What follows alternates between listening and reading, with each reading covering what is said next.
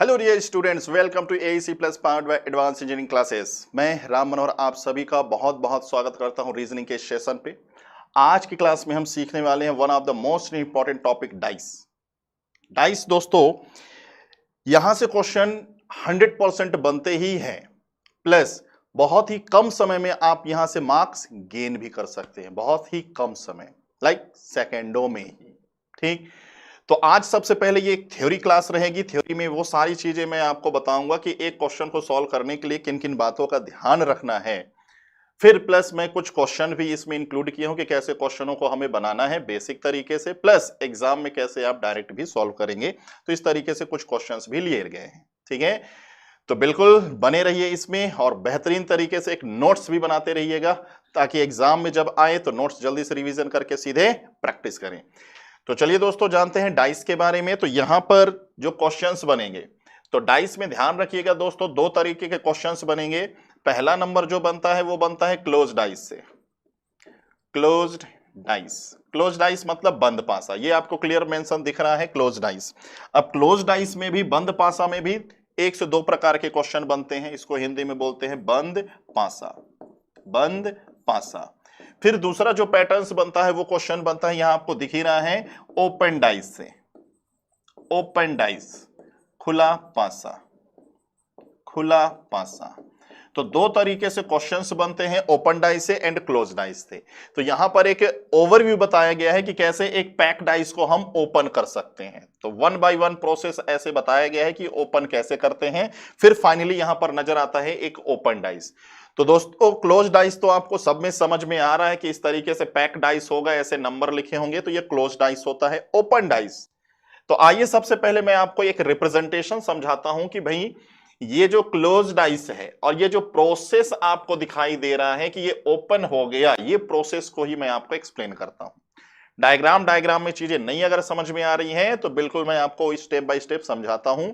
और open dice का representation कभी भी आपको दिखाई दे तो सबसे पहले यही समझ लेना है कि कौन सा सरफेस किसके अपोजिट होगा, कौन सा सरफेस किसके अपोजिट होगा। अगर ये समझ में आ गया तो सेकेंडों में आप क्वेश्चन को सॉल्व कर लोगे, सेकेंडों में क्वेश्चन को सॉल्व कर लोगे।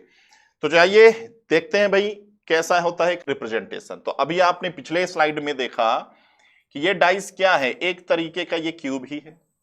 डाइस एक तरीके का क्यूब ही है, लाइक दिस, कुछ इस तरीके से। टोटल इसमें 6 सरफेस होते हैं। टॉप का अपोजिट बॉटम, राइट का अपोजिट लेफ्ट और फ्रंट का अपोजिट हो जाएगा बैक। तो हम एक काम कर रहे हैं कि इस पैक डाइस को ओपन कर रहे हैं, और जैसे ही ओपन हो जाएगा तो हमें एक ओपन फॉर्म रिप्रेजेंट होने वाला है। तो देखिए ध्यान से दोस्तों, ये जो सरफेस है, एक अलग कलर ले लेते हैं। ये जो सरफेस है फ्रंट वाला, इसको एज इट इज मैं बनाता हूं यहां पर, एज इट इज, कुछ इस तरीके से। ये हो गया फ्रंट वाला सरफेस, सामने वाला सरफेस, फ्रंट सामने वाला सरफेस। अब इसी फ्रंट के रिप्रेजेंट पे, इसी फ्रंट के बिहाफ पे हम राइट और लेफ्ट को ओपन करेंगे, टॉप और बॉटम को ओपन करेंगे। तो जैसे ही ओपन करेंगे तो देखिएगा एक ओपन डाइस बन जाएगा। तो ये राइट साइड वाला सरफेस है, ये वाला किनारा बस छोड़ दीजिए और बाकी 3 साइड से आप कैंची से ऐसे कट कर दीजिए। एक कटर लीजिए और ऐसे कट कर दीजिए। और कट करने के बाद जब आप पूरा ओपन करेंगे, पूरा इसको ओपन करेंगे, तो थोड़ा 3D विजुअलाइजेशन रखिए कि ये वाला जो सरफेस है कुछ ऐसा नजर आने वाला है, राइट वाला। और सेम ऐसे ही लेफ्ट साइड को आप 3 साइड से कट करके पूरा ओपन कीजिए, तो ये कुछ ऐसे नजर आने वाला है। और ये राइट और लेफ्ट एक दूसरे के कैसे होंगे, अपोजिट। तो इसी के राइट में हमने बना दिया राइट वाला सरफेस, और इसी के लेफ्ट में हमने बना दिया लेफ्ट वाला सरफेस। और ये लेफ्ट राइट एक दूसरे के कैसे होते हैं, अपोजिट। सेम ऐसे ही ये टॉप वाला जो सरफेस दिख रहा है, तो जब हमने लेफ्ट राइट को ओपन किया तो ये किनारा कट हो चुका है। ये किनारा कट करके पूरा ओपन कर दो तो ये टॉप वाला सरफेस कुछ ऐसा नजर आने वाला है, और बॉटम वाला सरफेस कुछ ऐसा नजर आने वाला है। और ये टॉप और बॉटम एक दूसरे के कैसे होंगे, अपोजिट। तो ये टॉप वाला सरफेस कुछ इस तरीके से, और ये बॉटम वाला सरफेस कुछ इस तरीके से। तो टॉप और बॉटम होंगे एक दूसरे के अपोजिट। तो दोस्तों ये बनते चला जा रहा है एक open dice, right left opposite, top bottom के अपोजिट। अब फ्रंट का भी अपोजिट होगा, फ्रंट का अपोजिट होगा बैक, और वो बैक आपके ऊपर डिपेंड है, जो कट कर रहा है उसके ऊपर डिपेंड है कि कहां से उस बैक वाले सरफेस को लाना चाहता है। बैक वाले को यहां से लेके आ जाओ, यहां से, यहां से, यहां से, कहीं से भी ले आओ, बट नॉर्मल जो बताया जाता है तो बैक वाले को यहां पर, आपकी मर्जी, यहां ले आओ, यहां ले आओ, यहां ले आओ। तो यहां पर अगर हम ले आए तो ये हो जाए भाई बैक वाला सरफेस पीछे। तो ये तैयार हो गया एक पैक से ओपन डाइस। इसी को बोला जाता है भाई खुला पासा, ऐसे तैयार होता है। अब ये नॉर्मल फॉर्म है, जरूरी नहीं कि एक होता, ये ऐसे कई प्रकार के ओपन डाइस बनाए जाते हैं। तो दोस्तों सबसे इंपॉर्टेंट है कि एक ओपन डाइस दिखे तो ओपन डाइस को देखकर हमें यह समझ में आ जाए कि कौन किसके अपोजिट होगा। तो देखिए यहां तो क्लियर समझ में आ रहा है कि ये टॉप का अपोजिट क्या होगा दोस्तों, बॉटम। टॉप और बॉटम अपोजिट, यहां जो भी लिखा हो अपोजिट कर देना। ये राइट और लेफ्ट होंगे अपोजिट, और फ्रंट और बैक होंगे अपोजिट। तो यहां से एक कॉन्सेप्ट आप ऐसे भी बना सकते हो कि एक सीरीज में अगर ऐसे आपको तीन बॉक्स नजर आए, तीन बॉक्स कैसे भी बने हो, चाहे ऐसे बने हो चाहे ऐसे बने हो, एक सीरीज में आपको तीन बॉक्स ऐसे नजर आए तो मिड वाले को छोड़ दो और अल्टरनेट वाले को आप अपोजिट कर दो। मिड वाले को छोड़ दो, अल्टरनेट क्या हो जाएंगे, अपोजिट हो जाएंगे। यहां भी देखो, टॉप का अपोजिट जानना है तो इसको छोड़ के ये अपोजिट, बैक का अपोजिट जानना है तो इसको छोड़ के ये अपोजिट। तो देख रहे हो एक सीरीज में तीन बॉक्स हैं तो मिड को छोड़ दो तो अल्टरनेट क्या हो जाते हैं, अपोजिट। और एक बात का ख्याल रखिएगा, ये राइट इधर कहीं भी हो सकता है, टॉप के साथ, बॉटम के साथ, यहां लेफ्ट यहां कहीं भी हो सकता है। तो राइट लेफ्ट कहीं भी होंगे, हमेशा होंगे एक दूसरे के अपोजिट। अब आइए जरा देखिए, और एक बात का ख्याल रखिएगा, कभी भी ओपन डाइस को अगर आप पैक कर रहे हैं, जैसे मैं कहूं ये एक ओपन डाइस है, इसको पैक कीजिए, तो पैक करते समय ध्यान रखिएगा ये लेफ्ट राइट टॉप बॉटम आपकी तरफ नहीं आएगा। कैसे पैक होगा, ये टॉप बॉटम लेफ्ट राइट सब अंदर की तरफ आएगा। फ्रंट आपकी तरफ आया, बाकी सारे सरफेस चले गए अंदर। तो जब हम पैक करेंगे तो सारे सरफेस अंदर की तरफ होंगे और पैक हो जाएंगे। ठीक, तो ये रहा एक रिप्रेजेंटेशन। और भी वैरायटी के ओपन डाइस बनते हैं, तो ये रहे आपके स्क्रीन पर कुछ डिजाइन। ये एक ओपन डाइस है, जैसे फर्स्ट नंबर, ये ले लेते हैं भाई सेकंड नंबर। तो कभी भी आपको ओपन डाइस दिखाई दे तो सबसे पहले यह समझ लेना है कि कौन सा सरफेस किसके अपोजिट होगा। तो ये दो ओपन डाइस दिख रहे हैं, इसमें आइए जरा समझते हैं। मैंने अभी आपको बताया कि एक सीरीज में तीन बॉक्स नजर आ जाए तो मिड वाले को छोड़ के अल्टरनेट अपोजिट कर दो। तो ये वाला कॉन्सेप्ट आप लगा लीजिए। और ये वही है भाई, एफ का अपोजिट बी हो जाएगा। ठीक है, यहां लिख देते हैं एफ का अपोजिट हो जाएगा बी। ठीक है, अल्टरनेट जा रहे हैं, अल्टरनेट जा रहे हैं, एफ का अपोजिट हो जाएगा बी। ये एफ और ये बी अपोजिट। इसी तरीके से ये ई और ये सी अपोजिट, ए और डी आपस में क्या हो जाएंगे, अपोजिट। तो यहां लिख देते हैं भाई ई का अपोजिट हो जाएगा सी, ए का अपोजिट हो जाएगा डी। तो इस तरीके से ये हमने सारा अपोजिट डिटेक्ट कर लिया। दूसरा वाला डायग्राम भी बड़ी आसानी से हम अपोजिट बता सकते हैं कि भाई एक सीरीज में तीन बॉक्स नजर आ रहे हैं तो स्टार का अपोजिट हो जाएगा हैश। ऐसे ही डॉलर का अपोजिट हो जाएगा, ये एक सिंबल है, मतलब बीच वाले बॉक्स को छोड़ दो, अल्टरनेट अपोजिट रह गया। ये परसेंटेज और ये सिंबल अपोजिट, इनको अपोजिट होना ही पड़ेगा। तो बड़ी आसानी से हम कह सकते हैं दोस्तों, स्टार का अपोजिट बन जाएगा हैश, इधर डॉलर का अपोजिट हो जाएगा ये सिंबल, इसी तरीके से जो बच गया परसेंटेज और ये साइन अपोजिट। तो बड़ी आसानी से ये हो जाएंगे अपोजिट। आइए जरा देखते हैं कुछ और भी होते हैं ओपन डाइस लाइक दिस, कि अगर हम कहें कि ये डायग्राम नंबर थर्ड है, ये डायग्राम नंबर फोर्थ है, इसमें अगर हमसे कहा जाए कि भाई अपोजिट बताइए, इसमें हमसे कहा जाए अपोजिट बताइए, तो जरा देखिए ध्यान से और बताइए कैसे अपोजिट बताया जाएगा। देखिए ध्यान से और कैसे अपोजिट बताया जाएगा, जरा देखिए ध्यान से। अब जैसे इस वाले की बात करें कि सबसे पहले फोर्थ की बात कर लेते हैं, फिर यहां पर जरा फोर्थ वाले को देखो, ना तो इधर सीरीज में 3 बॉक्स है, ना तो इस सीरीज में इधर 3 बॉक्स हैं। 3 बॉक्स सीरीज में अगर है तो अल्टरनेट अपोजिट कर दीजिए। अब कभी कभी ऐसा डिजाइन दिख जाएगा कि 3 बॉक्स सीरीज में है ही नहीं, तब वहां क्या करने वाले हैं, तो पकड़िए दोस्तों कॉन्सेप्ट। कॉन्सेप्ट कि जब कभी भी सीरीज में 3 बॉक्स नजर ना आए तो कैसे अपोजिट पता करेंगे। तो आप जहां भी बैठे हैं, अपने घर पे, अपने रूम पे जहां बैठे हैं एक कमरे में, तो वहीं से आप सोचिए, जरा सोचिए दोस्तों, जिस भी कमरे में बैठे हैं तो छत, छत का अपोजिट क्या होगा, फर्श, जमीन। तो छत और जमीन क्या है, अपोजिट। तो जरा सोचिए कि क्या छत और जमीन एक दूसरे के किनारे और कोने को टच कर रहे हैं, नहीं। ऐसे फिर सोचिए कि आपके राइट साइड में एक दीवार होगी, एक दीवार लेफ्ट में, तो राइट और लेफ्ट दीवार एक दूसरे का है अपोजिट। तो राइट और लेफ्ट दीवार एक दूसरे के किनारे कोने को टच कर रहे हैं क्या, नहीं। तो डाइस में दोस्तों एक कॉन्सेप्ट और सीखिए कि 2 अपोजिट सरफेस एक दूसरे के एजेस और कॉर्नर को टच नहीं करते। ठीक है, उसको मैं लिख भी देता हूं, ये काफी इंपॉर्टेंट रहेगा। अपोजिट सरफेस विपरीत सतह एक दूसरे के किनारे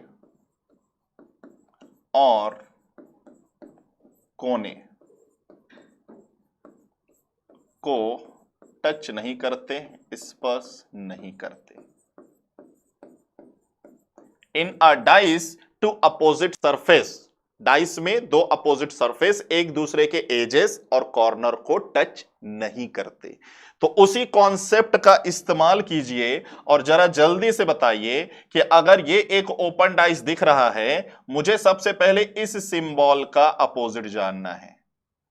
ये जो एक सिंबल बना हुआ है लाइक, तो इस सिंबल का अपोजिट अल्फा, ये इंफिनिटी, बीटा और ये थीटा, क्योंकि ध्यान रखिए इसका अपोजिट होगा वो इसके किनारे और कोने को टच नहीं कर रहा होगा। तो जरा बताइए कौन सा ऐसा सरफेस है जो इस सरफेस के किनारे कोने को टच नहीं कर रहा है, वो है ये सिंबल साइन जैसा। तो ये जो साइन है इस सिंबल के किसी भी किनारे कोने को टच नहीं कर रहा है, तो इसलिए हम बड़ी आसानी से कहेंगे कि ये जो साइन है ये वाला, इसका अपोजिट जाएगा ये साइन। Crystal clear. फिर इसके बाद आपसे पूछा जाए कि बताइए, ये तो भाई हो गया अपोजिट, ठीक है, ये हो जाएंगे दोनों अपोजिट, क्योंकि इसका अपोजिट ये नहीं होगा, तो ये हो जाएगा अपोजिट। अब आपसे बोला जाए कि भाई इस इन्फिनिटी का अपोजिट बताइए, तो इन्फिनिटी का अपोजिट अल्फा, बीटा और ये होगा नहीं। इन दोनों में क्लियर हो चुका साइन अपोजिट, इसका तो बचा कौन, थीटा। तो थीटा अपोजिट हो जाएगा इन्फिनिटी के। 2 लोग जो बच गए अल्फा और बीटा, ये हो जाएंगे सारे अपोजिट। तो अपोजिट सरफेस एक दूसरे के किनारे और कोने को टच नहीं करते। जैसे यहां बड़ी आसानी से आप बता सकते हैं कि ये जो x है और ये जो z है, एक कतार में 3 बॉक्स हैं, तो ये अपोजिट हो जाएंगे। अब जरा जल्दी से बता दीजिए इस q का अपोजिट क्या होने वाला है। इसका अपोजिट वही होगा, इस सरफेस का अपोजिट वही होगा जो इसके किनारे कोने को नहीं छू रहा होगा।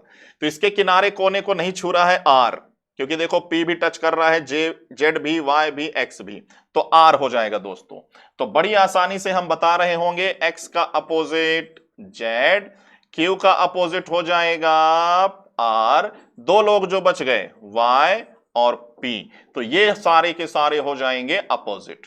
तो अपोजिट किसी भी ओपन डाइस में अपोजिट जानना है तो 2 कॉन्सेप्ट मैंने बताए, एक सीरीज में 3 बॉक्स दिखे या अपोजिट सरफेस एक दूसरे के कॉर्नर और एजेस को टच नहीं करते। चलिए दोस्तों, ये तो हो गया एक ओपन डाइस का रिव्यू। अब आ जाइए सीखते हैं डाइस। ये जो डाइस होता है, ये डाइस होता है 2 टाइप का। एक को बोलते हैं स्टैंडर्ड और एक को बोलते हैं जनरल। एक जनरल डाइस और एक स्टैंडर्ड डाइस। तो जैसे यहां कुछ लिखा हुआ है स्टैंडर्ड डाइस, इसको हिंदी में बोलते हैं भाई मानक पासा। इनमें केवल और केवल 1 से 6 तक अंकों का इस्तेमाल होगा, ध्यान रखिएगा। 1 2 3 4 5 6, सिर्फ इतने ही नंबर का इस्तेमाल होगा। किसी भी दो सतह के अंकों का योग 7 नहीं होना चाहिए। तो पहचानने का तरीका यह है दोस्तों कि इस तरीके से आपको 3 सरफेस नजर आएंगे और 3 सरफेस छिपे होंगे। ठीक, 3 सरफेस नजर आएंगे और 3 सरफेस छिपे हुए होंगे। तो जैसे मान लो यहां पे मैंने लिख दिया 5, 6 और 4, यहां पे मैंने लिख दिया 1, 2 और 3। तो जरा देखिए, addition of any two number is not equal to 7। किसी भी दो सतह के अंकों को जोड़ो 7 नहीं बनना चाहिए। तो 5 6 7 नहीं, 6 4 7 नहीं, 4 5 7 नहीं, 1 2 7 नहीं, 2 3 7 नहीं, 3 1 7 नहीं। तो addition of any two number is not equal to 7। ठीक है दोस्तों, ध्यान रखिएगा, addition of any two number is not equal to 7, तो वो कहलाएगा स्टैंडर्डाइज। और अगर ये स्टैंडर्डाइज है, कि जैसे मान लो ये स्टैंडर्डाइज हो गया, इसमें हमसे पूछ ले 4 5 और 6 का अपोजिट बता दो, क्या नंबर होगा, कि 4 5 और 6 के अपोजिट में क्या नंबर होगा। तो अपोजिट बड़ी आसानी से आप बता सकते हो, क्योंकि स्टैंडर्डाइज की खासियत यह है कि इसमें अपोजिट सरफेस, इसमें अपोजिट सरफेस का जो सम होगा वो होगा 7। Sum of opposite number is equal to 7। तो इस बात का ख्याल रखिएगा, अपोजिट सरफेस का जो सम होगा, योगफल होगा, वो 7। तो 4 के पीछे ऐसा नंबर लिखेंगे दोनों मिलके 7 हो जाएंगे, तो 3, 5 के पीछे 2, 6 के पीछे 1। तो स्टैंडर्डाइज में ये अपोजिट होते हैं फिक्स्ड। स्टैंडर्डाइज में ये अपोजिट होते हैं फिक्स। स्टैंडर्डाइज वही डाइस है जो हम खेल में इस्तेमाल करते हैं, सांप सीढ़ी खेल रहे हैं वहां पे जो डाइस का इस्तेमाल कर रहे हैं, तो वो डाइस अगर आपके आसपास है तो देखिएगा, 5 पॉइंट जहां लगा होगा उसके पीछे जाके देखना 2 पॉइंट होगा, 6 पॉइंट जहां लगे होंगे उसके अपोजिट जाके देखना 1 पॉइंट होगा, 3 पॉइंट्स जहां लगे होंगे उसके अपोजिट जाके देखना 4 पॉइंट्स होंगे। एग्जाम में क्वेश्चन आने की पॉसिबिलिटी 1 से 2%। सबसे ज्यादा जो क्वेश्चन बनते हैं वो बनते हैं जनरल डाइस से। सबसे ज्यादा जो क्वेश्चंस बनते हैं वो बनते ही हैं जनरल डाइस से। तो आइए जरा सीखते हैं जनरल डाइस के बारे में। तो जनरल डाइस के में ध्यान रखिएगा कि आपको इस तरीके से ओपन, ये क्लोज डाइस होगा। अब इसमें आप कुछ भी लिखिए, कुछ भी का मतलब कि भाई आपको अगर डाइस दिख रहा है उसमें अल्फाबेट्स नजर आ रहे हो, ABCD, कलर नजर आ रहे हो, सिंबल नजर आ रहे हो, तो वो सब जनरल डाइस है। नंबर में भी कोई लिमिटेशन नहीं है, आप कहीं से भी 6 डिजिट उठा लो। लेकिन अगर 1 से 6 तक नंबर ही इस्तेमाल होगा तब कैसे पहचानेंगे ये जनरल डाइस है। तो इसको पहचानने का तरीका देखिए, जैसे हम पहचानेंगे कि ये जनरल डाइस है, कैसे कहेंगे, तो addition of any two number is equal to 7। जरा देखिए, 4 3 7, यहां भी 6 और 1 7। तो किसी भी दो सतह के नंबरों को आप जोड़ोगे 7 बनेगा। लिखा गया है किसी भी दो सतह के अंकों का योग 7 होना चाहिए। Addition of any two number is equal to 7। अब अगर ये जनरल डाइस है, इसमें हमसे जैसे ये वाले डाइस से आप देखो, आपको 3 नंबर दिख रहे हैं, आपसे पूछे 1 का अपोजिट, 2 का अपोजिट, 6 का अपोजिट बताओ, तो इस डाइस के रिप्रेजेंटेशन से एग्जैक्ट नहीं बताएंगे, क्योंकि हमें नंबर नहीं दिख रहा है 4 5 और 3। तो 1 का अपोजिट इन तीनों में से कुछ भी हो सकता है, 2 का अपोजिट इन 3 में से कुछ भी हो सकता है, 6 का अपोजिट इन 3 में से कुछ भी हो सकता है। एग्जैक्ट क्या होगा इसके लिए सीखना होगा कुछ बेसिक रूल्स। बेसिक रूल से आप बता पाएंगे, ठीक है।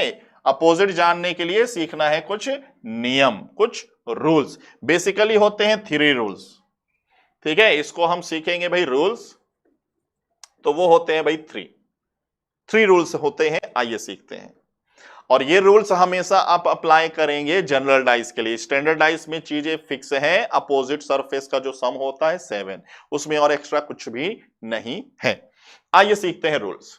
और रूल्स हमेशा ध्यान रखिएगा, 2 रिप्रेजेंटेशन को सेलेक्ट करके ही लगाना है। जैसे यहां पर मान लीजिए ऐसे हम, ये एक ही डाइस के 2 रिप्रेजेंटेशन है, फर्स्ट एंड सेकेंड। अब यहां पे मान लीजिए मैंने कुछ नंबर लिख लिया,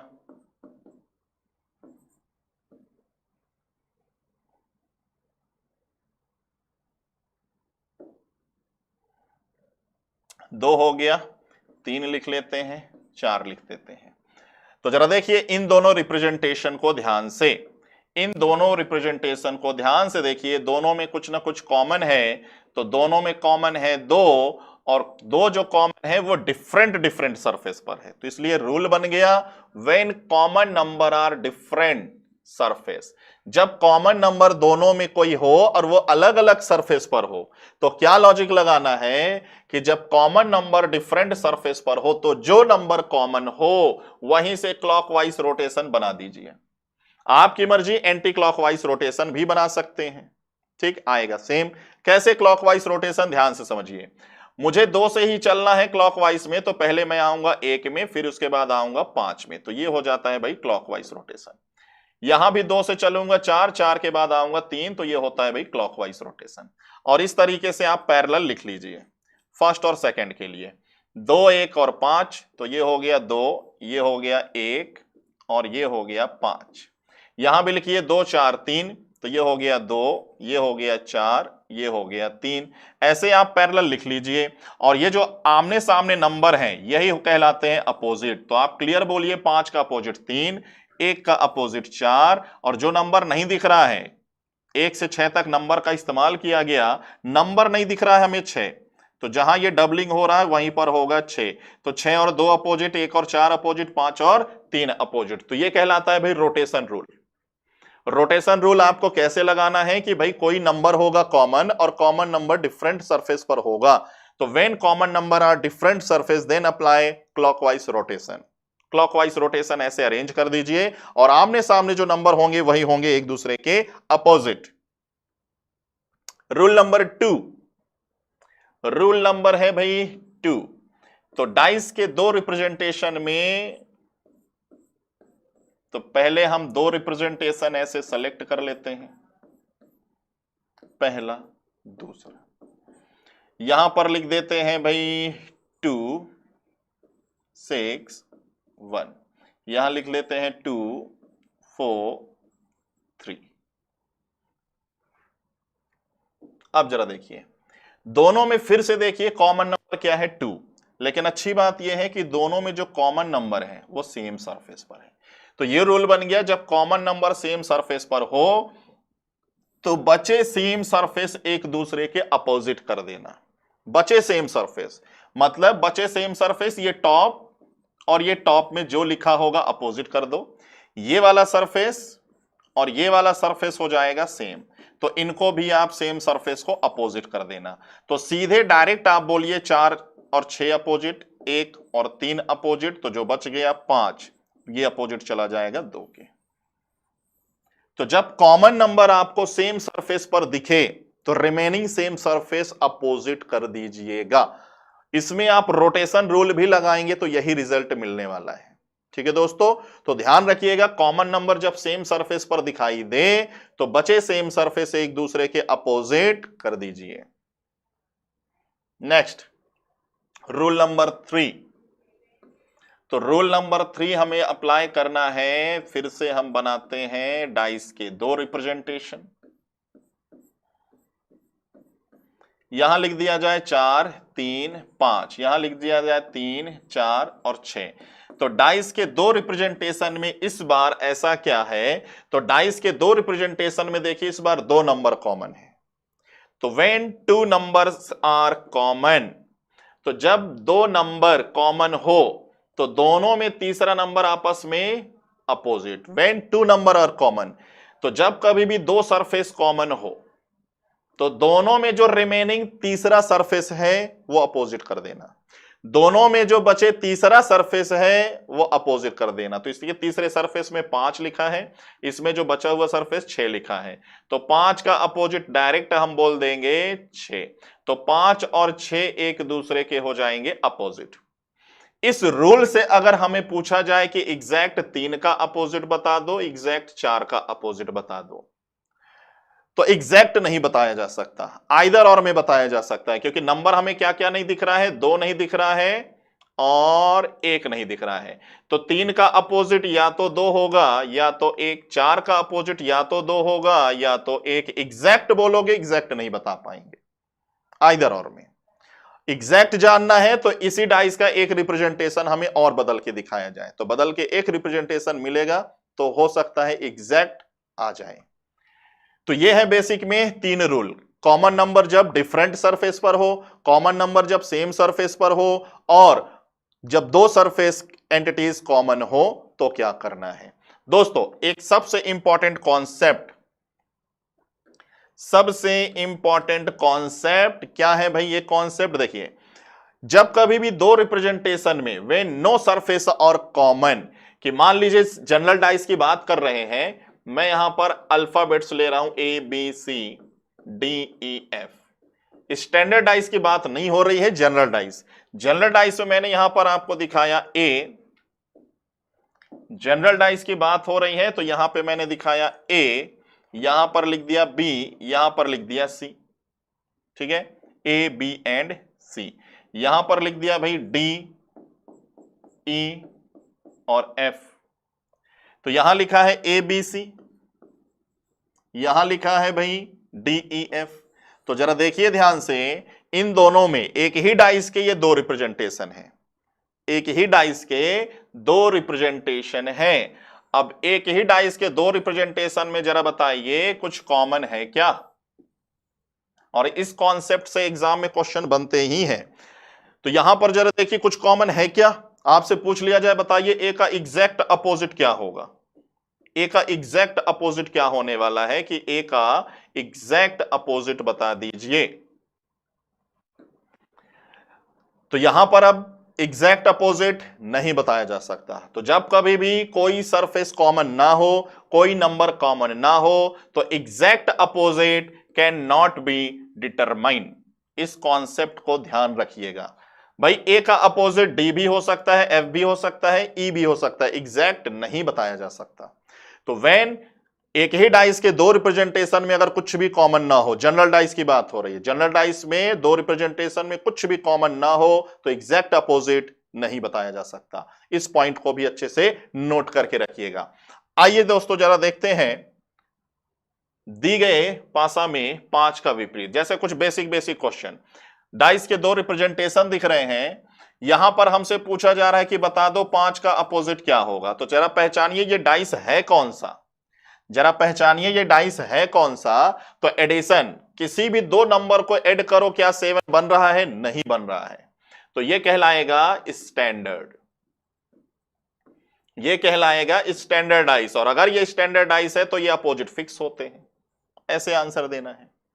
अब जैसे यहां पर कहता है कि 5 के अपोजिट बताओ, तो जरा देखिए 4 और 3, 4 और 3 कितने हो गए, 7, और अगर ये 7 हो गए तो ये कहलाते हैं जनरल डाइस, ये कहलाते हैं जनरल डाइस।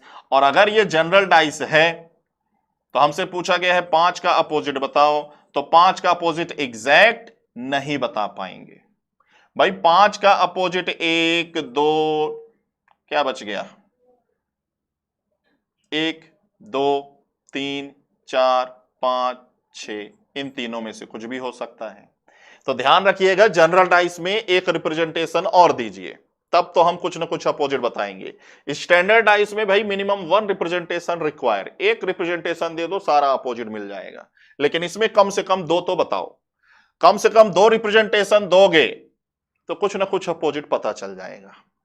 चलिए जरा देखिए एक ये क्वेश्चन, अभी हमने जितना भी रूल लगाया, कहता है इसमें ए का अपोजिट बताओ, तो अपोजिट बाद में, पहले जरा देखिए अभी हमने जो सीखा उसका इस्तेमाल कैसे करने वाले हैं। जरा देखिए अल्फाबेट्स हमें नजर आ रहा है ए, देन बी, देन के, इसके बाद MH, देन MH, एक लेटर और होगा P। तो टोटल 6 अल्फाबेट्स हैं ये। तो आपको क्वेश्चन में ये भी नहीं बताया जाएगा कि 6 अल्फाबेट्स है, वो तो डिफरेंट आपको रिप्रेजेंटेशन में देख लेना है कि ये नया अल्फाबेट्स आया, नया अल्फाबेट्स, टोटल 6 ऐसे पता चल जाएंगे। अब जरा देखिए ध्यान से, कोई बच्चा ऐसा होगा कि फर्स्ट और सेकंड को रूल लगाएगा, फर्स्ट और सेकंड में कुछ कॉमन होगा के, तो के से क्लॉकवाइज घूम जाओ। कोई बच्चा फर्स्ट और थर्ड में रूल लगाएगा, तो फर्स्ट और थर्ड में देखो क्या कॉमन है, बी, तो बी से क्लॉकवाइज घूम जाओ। कोई बच्चा सेकंड और थर्ड में रूल लगाएगा, सेकंड और थर्ड में क्या कॉमन है, एच, तो एच से क्लॉकवाइज घूम जाओ। तो कहीं से भी आप रोटेशन रूल लगाओ आंसर मिलेगा सेम। तो सबसे पहले मैं आपको एक्सप्लेन कर रहा हूं कि एक रोटेशन रूल कैसे बनाएंगे, फिर उसके बाद मैं आपको बताता हूं बिना रूल के भी कैसे सॉल्व करेंगे। देखिए, जैसे एक आध रूल लगाते हैं भाई फर्स्ट और सेकंड को लेकर, तो आपको रोटेशन घूमना है भाई के से घूमना शुरू कर दो।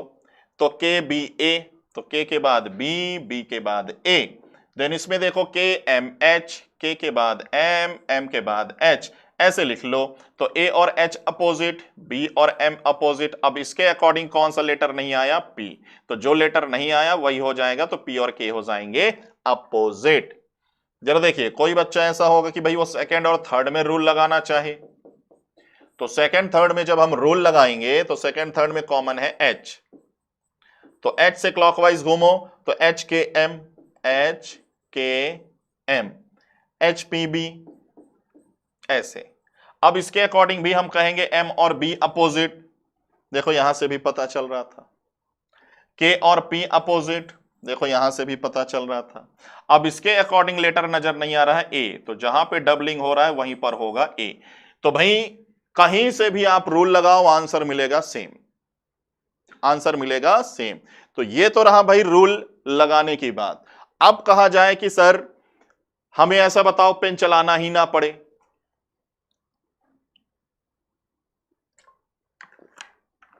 तो देखो पेन नहीं चलाना है अगर आपको, तो देखिए भाई लॉजिक, क्या लॉजिक, सारा आंसर तो क्लियर है, लेकिन ऐसे अब सोचिए कि भाई हमें बिना पेन के सीधे दिमाग में सोचना है और आंसर दे देना। देखिए, जैसे मान लीजिए पहला नंबर क्वेश्चन कि हमें पूछ लिया जाए कि एच का अपोजिट बता दो, तो जरा तीनों में देखो एच कहां है, एच कहां नहीं है। तो एच लास्ट वाले में है, सेकंड वाले में है, फर्स्ट वाले में नहीं है। तो जहां पर एच नहीं है अपोजिट यहीं छिपा है। तो ए बी के में एक लेटर ऐसा है जो एच के साथ नहीं दिखा, तो जरा देखिए के और बी तो एच के साथ दिख रहे हैं, क्या ये ए दिखा? नहीं, तो यही गया आंसर, खत्म। सीधे बोलो एच और ए अपोजिट। एक बार और समझिए, फिर से एक बार समझिए। कोई और ले लेते हैं भाई, कोई और भी लेटर ले लीजिए। मान लीजिए हमसे पूछ ले कि भाई बी का अपोजिट बताओ, तो तीनों में देखो बी कहां है, बी कहां नहीं है। तो बी फर्स्ट वाले में है यस, लास्ट वाले में है यस, बीच वाले में नहीं है। तो बी का अपोजिट यहीं छिपा है। इस तीन लेटर में एक लेटर ऐसा है जो बी के साथ नहीं दिखा होगा, वो कौन है? एम। क्योंकि एच और के तो देखो बी के साथ दिख गए, क्या एम दिखा? नहीं दिखा, यही आंसर। अब ये कैसे हो रहा है? तो ये भी एक कॉन्सेप्ट है दोस्तों कि डाइस में कभी भी अपोजिट सरफेस एक साथ नहीं दिखते। भाई बी अगर टॉप में है तो उसका अपोजिट बॉटम में, बी अगर आपको दिख रहा है तो उसका अपोजिट छिपेगा। क्या बी और अपोजिट एक साथ कभी दिखेंगे? नहीं दिखेंगे। तो बस उसी कॉन्सेप्ट से ये सॉल्व हो रहा है। तो ये बहुत ही इंपॉर्टेंट नोट, विपरीत एक साथ दिख नहीं सकते, दिख नहीं सकते, और एक साथ छिप नहीं सकते, छिप नहीं सकते। Opposite in a dice, opposite can not seen together, can never hidden together. Opposite एक साथ दिख नहीं सकते और एक साथ छिप भी नहीं सकते। इस कॉन्सेप्ट से आप लगभग 60 से 70% क्वेश्चन डाइस के सॉल्व कर सकते हो। कैसे सॉल्व कर सकते हैं? देखिए, जैसे अभी अभी हम इसमें सॉल्व ही कर रहे हैं अपोजिट वाले क्वेश्चंस। जरा आइए एक आध क्वेश्चन पैटर्न्स और समझें। चलिए, एक पैटर्न ये है, कहता है कि ए और बी पर क्या आएगा। ये ए और बी लास्ट वाले में जो आपको दिख रहा है उस पर कौन सा नंबर आ सकता है। तो जरा देखिए ध्यान से, फर्स्ट रिप्रेजेंटेशन, सेकंड और ये थर्ड। तो अगर ध्यान से देखो सेकंड और थर्ड में जरा ध्यान से देखो कि कॉमन नंबर है 3 और कॉमन नंबर सेम सरफेस पर हो, तो बचे सेम सरफेस। 5 का अपोजिट 1 बोल दो, 2 का अपोजिट 6 बोल दो। ठीक है, तो इतना हमें क्लियर हो गया है कि 5 का अपोजिट होगा 1, 2 और 6 अपोजिट, 4 और 3 अपोजिट। हमें सारा अपोजिट पता चल गया। अब लास्ट वाले रिप्रेजेंटेशन में हमें 5 दिखाई दे रहा है, लास्ट वाले रिप्रेजेंटेशन में 5 दिखाई दे रहा है, और 5 का अपोजिट क्या है भाई? 1। अब आप खुद सोचो, ए और बी में कभी 1 आ सकता है? नहीं, क्योंकि अगर 5 दिख रहा है तो 1 को छिपना पड़ेगा, क्योंकि अपोजिट एक साथ दिख नहीं सकता। Opposite can not seen together, तो वो सारे ऑप्शन हटा दीजिए जहां पर आपको 1 नजर आए, क्योंकि 1 वाला ऑप्शन हो ही नहीं सकता। राइट आंसर हो जाएगा 2 and 3, 2 and 3। तो कुछ इस तरीके से हमें क्वेश्चनों को सॉल्व करना है। आइए चलिए देखिए कुछ ऐसे कॉन्सेप्ट के क्वेश्चन कि इस टाइप से अगर क्वेश्चन आ जाए तो कैसे सॉल्व करने वाले हैं। ये तो हो गया भाई अपोजिट वाले। कभी कभी ऐसा आएगा कि एक डाइस के 3 रिप्रेजेंटेशन है, तीसरे रिप्रेजेंटेशन में यहां लग गया क्वेश्चन मार्क, तो कहता है बताइए क्वेश्चन मार्क में कौन सा नंबर आएगा। तो अब ऐसे क्वेश्चन को सॉल्व करने के लिए दोस्तों तुरंत एक ऐसे ओपन डाइस बना लो, क्योंकि देखो अगर आप डायरेक्ट रूल लगाओगे तो क्या दिक्कत आएगी। जरा इन दोनों में देखो क्या कॉमन है? 2। तो 2 से आप क्लॉकवाइज ऑर्डर में घूम जाओ, तो 2, 2 के बाद 4, 4 के बाद 3, तो 2 4 3। यहां 2, 2 के बाद 1, 1 के बाद 5, तो 2 के बाद 1, 1 के बाद 5। तो ये अपोजिट, ये अपोजिट, और 2 का अपोजिट क्या हो जाएगा? 6। अब लास्ट वाले में 6 दिख रहा है तो 2 तो आ ही नहीं सकता, 1 दिख रहा है तो 4 तो आ ही नहीं सकता, सस्पेंस आ गया 3 and 5। तो अगर हम ऐसे चलेंगे तो सस्पेंस तो देखो बना रह जाएगा। तो इस सस्पेंस को खत्म करने के लिए हमें क्या करना होगा? ऐसे क्वेश्चन में तुरंत ऐसे एक ओपन डाइस बना लो, और ओपन डाइस में ऐसे ही रोटेशन रूल लगाओ। जैसे जो नंबर कॉमन है यहीं पर रख दो, और एक बार क्लॉकवाइज रोटेशन ऐसे घूम जाना, और एक बार क्लॉकवाइज रोटेशन ऐसे घूम जाना, और नंबरों को भर दो। जैसे देखिए ध्यान से, ये है भाई ओपन डाइस, इन दोनों में क्या कॉमन है? 2। तो इन दोनों में जो कॉमन नंबर है 2 यहां रख दो, और एक बार जाओ 2 4 3, तो ये हो जाएगा क्लॉकवाइज 2 4 3। फिर घूमो 2 1 5, तो 2 1 5, और कौन सा नंबर रह गया? 6। तो ये देखो ओपन डाइस में भर गया, ओपन डाइस में फिल हो गया। अब फिल करने के बाद लास्ट वाले नंबर को, लास्ट वाले रिप्रेजेंटेशन को देखो, और ऐसा क्लॉकवाइज घूमना कि ये क्वेश्चन मार्क लास्ट में फंसे। तो 6 से अगर मैं क्लॉकवाइज घूमूंगा, 6 से क्लॉकवाइज घूमूंगा तो पहले आऊंगा 1 पर, 1 के बाद आऊंगा क्वेश्चन मार्क पर, क्लॉकवाइज ऑर्डर। ठीक, तो जरा देखो 6 कहीं नजर आ रहा है ओपन डाइस में? यहां। तो जैसे यहां से हम घूमे थे 2 4 3, तो क्लॉकवाइज यहां से चलूंगा तो 6 के बाद 1 लाना है, तो बिल्कुल 1 आएगा। 1 के बाद मुझे मुड़ना है 3 की तरफ। भाई मैंने पहले ही बताया, ये 3 यहां लिख सकते हो, यहां यहां कहीं भी लिख सकते हो, इस 5 को इधर कहीं भी लिख सकते हो। ठीक, तो मैं 5 की तरफ नहीं मुड़ूंगा, कहां मुड़ूंगा? 3 की तरफ। तो जो यहां से सस्पेंस आ रहा था वो सस्पेंस खत्म हो गया, और राइट आंसर हम बोलेंगे क्या होगा? 3। तो इस तरीके से सॉल्व करना है ये क्वेश्चन मार्क्स वाले क्वेश्चन को। ठीक है, चलिए एक आध क्वेश्चन और इसमें प्रैक्टिस कर लेते हैं इसे।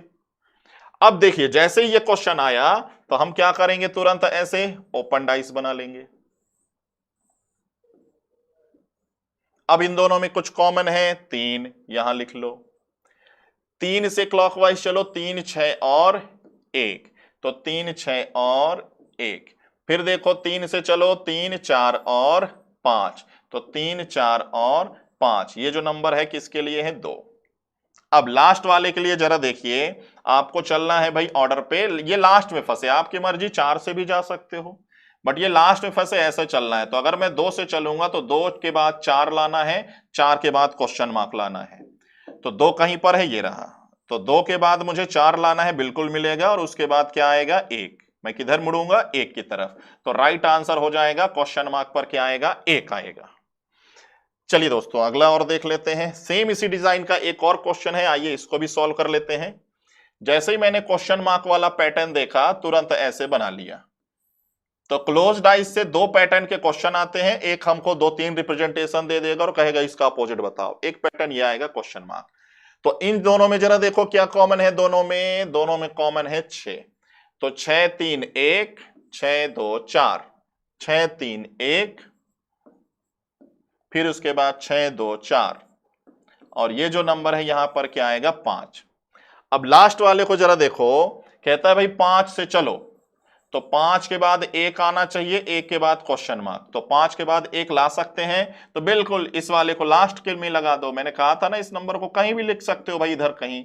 तो 5 से अगर मैं क्लॉकवाइज घूमूंगा तो 5 के बाद 1, 1 के बाद मैं इधर मुड़ूंगा, और इधर कौन सा सरफेस आएगा दोस्तों, तो देखो 1 का अपोजिट तो भाई 4 है, 4 तो भाई यहां आ नहीं सकता, 5 का अपोजिट क्या है 6, 6 आ नहीं सकता, सस्पेंस है 3 और 2 में। अब यहां भी जो स्थान होता है वो स्टॉप वाले का होता है 3, भाई 2 नहीं आएगा, आप यहां से घूमोगे तो 5 को पार करके 2 जाओगे ना, तो 2 तो आ ही नहीं सकता, तो यहां क्या आएगा 3। तो राइट आंसर यहां 2 नहीं होगा, 3 होगा, राइट आंसर 3। बात करें कि इधर किसका स्थान होगा, तो इधर जो बॉटम पे है 5 उसका स्थान होगा। तो ये होते हैं भाई क्लोज डाइस वाले क्वेश्चन। आ जाइए जरा ओपन डाइस।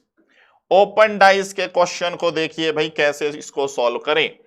आपको एक ओपन डाइस दिखाई दे रहा है, ये कहता है कि इसको पैक करो, पैक करने पर कैसा नजर आएगा, कहता है इसको पैक करो, पैक करने पर कैसा दिखाई देगा।